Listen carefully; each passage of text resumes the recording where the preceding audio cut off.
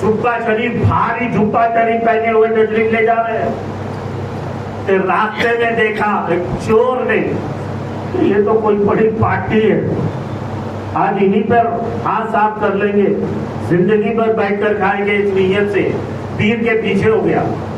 پیرانے پیر کے پیچھے پیچھے چلنے لگا.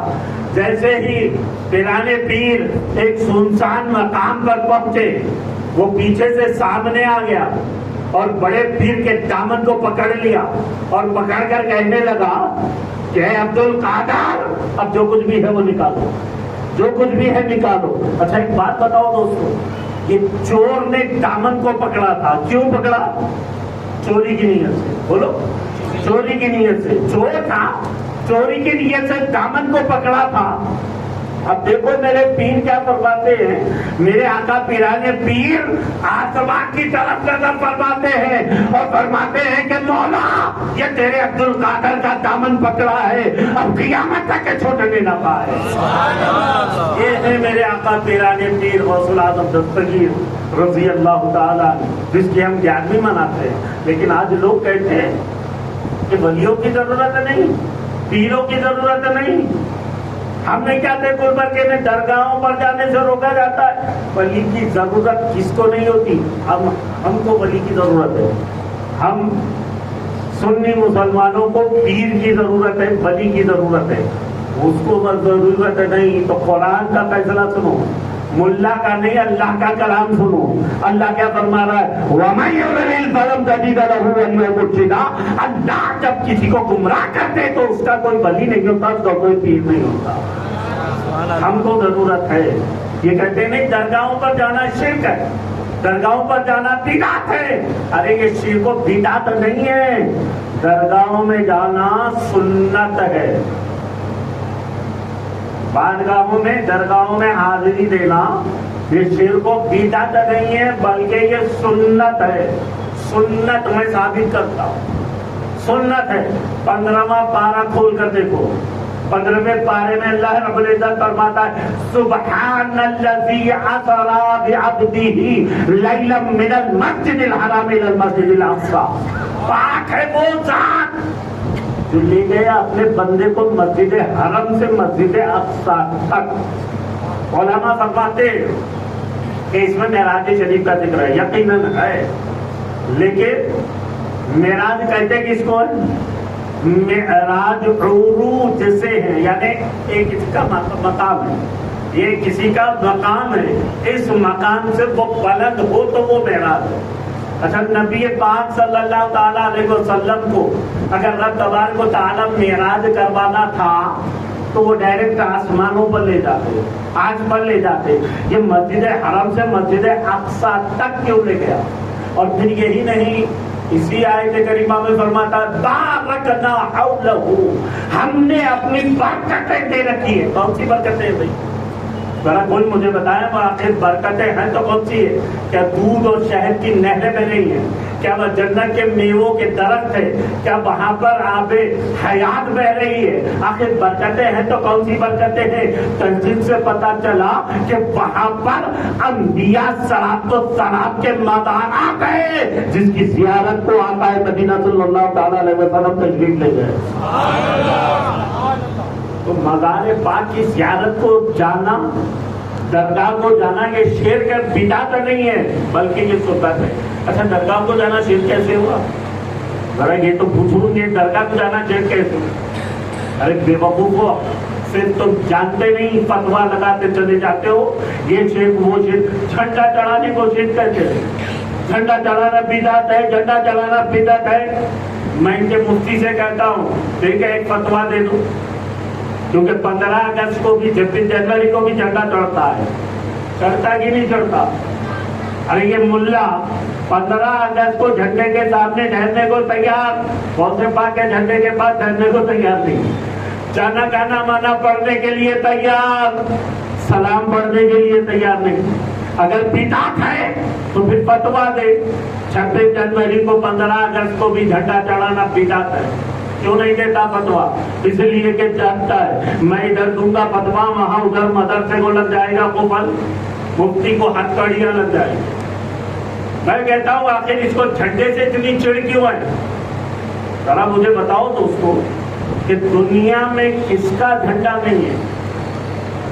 دنیا میں ہر ایک کا جھنڈا ہے نا، سب کا جھنڈا ہے. انگلینڈ کا جھنڈا ہے، امریکہ کا جھنڈا، امریکہ کا جھنڈا، افغانستان کا جھنڈا، پاکستان کا جھنڈا، ہندوستان کا جھنڈا. ہندوستان کے اندر آ جائے تو کانگریس کا جھنڈا، کانگریس آئی کا جھنڈا، بھارتیہ جنتا پارٹی کا جھنڈا، وشو ہندو پریشد کا جھنڈا. اور اندر آ جاؤ آندھرا پردیش کے اندر تو آندھرا پردیش کے اندر تیلگو دیشم کا جھنڈا، TDP کا جھنڈا، MIM کا جھنڈا، اور جب ان میں پھوٹ پڑ گئی تو MPT کا جھنڈا.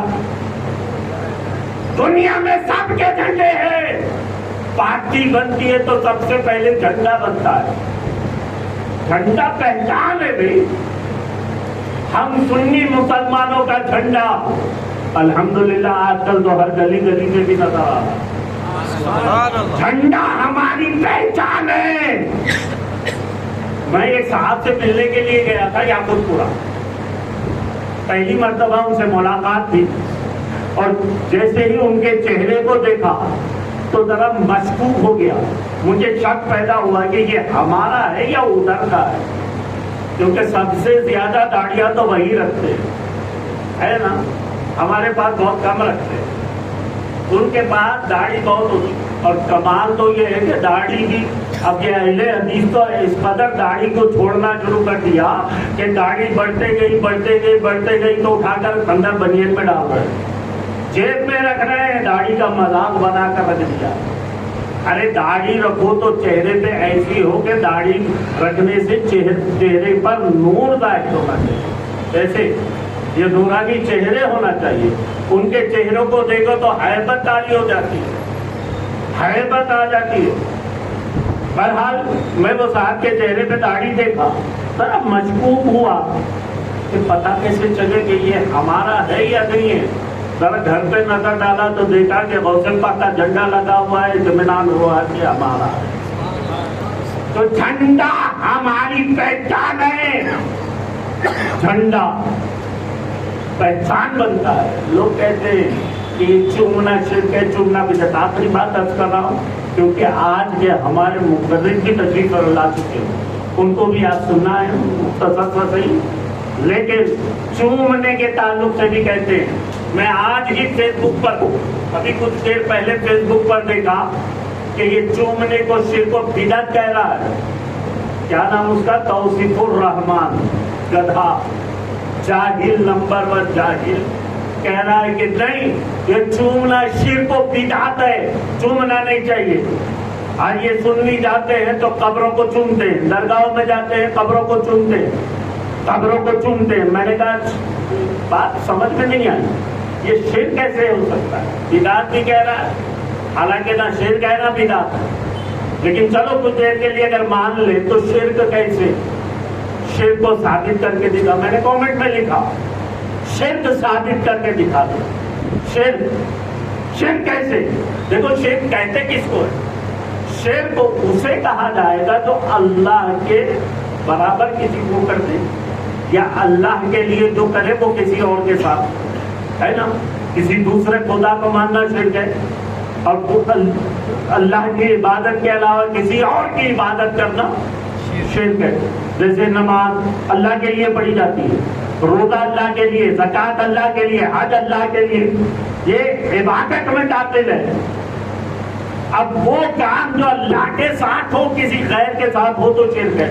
اب اس کو یہ ثابت تو کر کے دکھا دو کہ چومنا شرک کیسے؟ کیا کوئی اللہ کو چوم سکتا ہے؟ ہے کوئی جو اللہ کو چومے؟ اس ملا کو پوچھو کیا تو اللہ کو چومتا ہے؟ نہیں. جب چوم نہیں سکتا تو پھر شرک کیسے؟ شرک تو ثابت ہی نہیں ہے.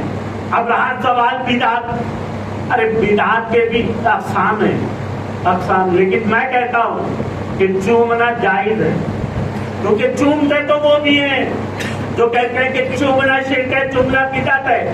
وہ بھی چومتا ہے، مجبور ہی صحیح لیکن چومتا ہے. میں نے ایک سے پوچھا اچھا یہ بتا تو حج کو گیا تھا؟ بولا الحمدللہ میں نے حج کیا ہے، میں نے حج کیا. میں نے پوچھا ذرا یہ بتا تو حجر اسود کو چوما کہ نہیں چوما؟ حجر اسود चूमा के नहीं चूमा? बोला अल्हम्दुलिल्लाह मैंने चूमा है। मैंने कहा क्यों चूमा? क्या हजर अस्वद खुदा है? हजर अस्वद तो एक पत्थर है और तूने पत्थर को क्यों चूमा? एक पत्थर उसको तूने चूम लिया। कहने लगा हमने हजर अस्वद को इसलिए चूमा कि हजर अस्वद जन्नती पत्थर है। तो कहने लगा जन्नती पत्थर को चूमना जायज है। मैंने कहा चलो इतना तो माना कि जन्नती पत्थर को चूमना जायज है। बोला हाँ चूमना जायज है। अरे बेवकूफ, जब जन्नती पत्थर को चूमना जायज है तो कब्र के अंदर जन्नती पत्थर है उसको भी चूमना जायज है। एक ने कहा नहीं हमने हजर अस्वद को इसलिए चूमा कि उसको नबी के लब लगे हैं, लब। मैंने कहा अच्छा एक बात बता, हजर अस्वद को नबी के लब लग कर हट गए, लग कर के है नहीं, है क्या? नहीं ना, लग कर के हट गए। तो इस पत्थर को तूने चूमा, इतना मुकद्दस है कि तूने चूमा। तो फिर मदीने शरीफ में गुंबदे खज़रा में मेरे सरकार का तो सब कुछ लगा है, वो कितना मुकद्दस नहीं होगा?